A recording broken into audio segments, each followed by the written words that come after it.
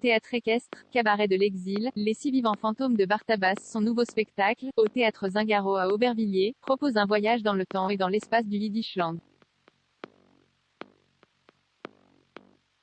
Presque 40 ans, déjà, que Bartabas chevauche sur les ailes d'un rêve.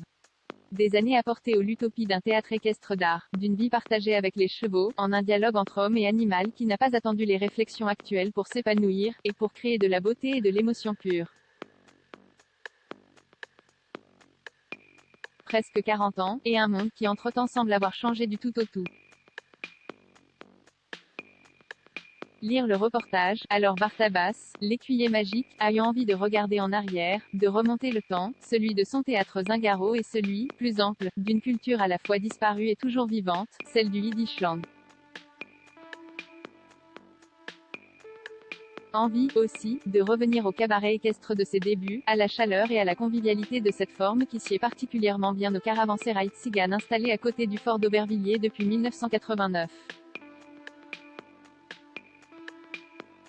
Et c'est une réussite, ce cabaret de l'exil à la fois caracolant et nostalgique, hanté et porté par une vitalité irrépressible, fait chavirer le cœur et l'âme.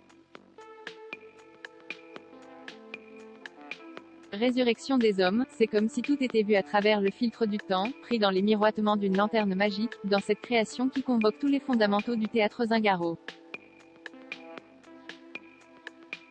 Il y aura donc des oies et des colons, des corbillards cheminant sous la lune, des cavalcades effrénées autour de la piste, des mariés s'envolant comme dans un tableau de Chagall.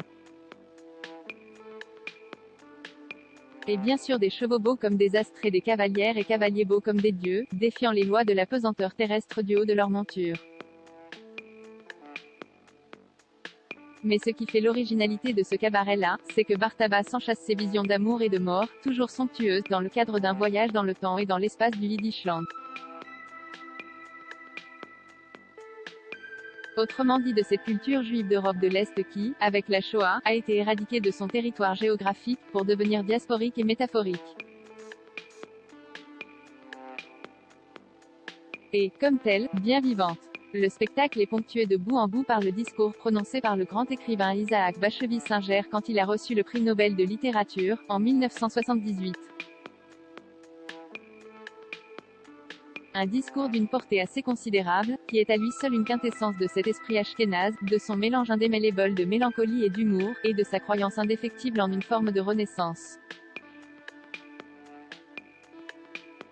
Un esprit qu'incarne de tout son être le comédien Raphaël Goldwasser, posté au bord de la piste comme une vigie en redingote noire, et qui fait entendre le texte à la fois en yiddish et en français.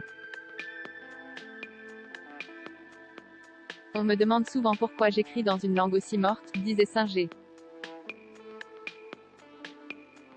Pourquoi? C'est parce que je crois à la résurrection. Pas seulement à la résurrection des langues, mais à la résurrection des hommes. Une langue mourante. Parfait pour ceux qui ne sont ni vivants ni morts, les fantômes. Rien ne convient mieux à une histoire de fantômes qu'une langue mourante. Plus la langue est morte, plus les fantômes sont vivants.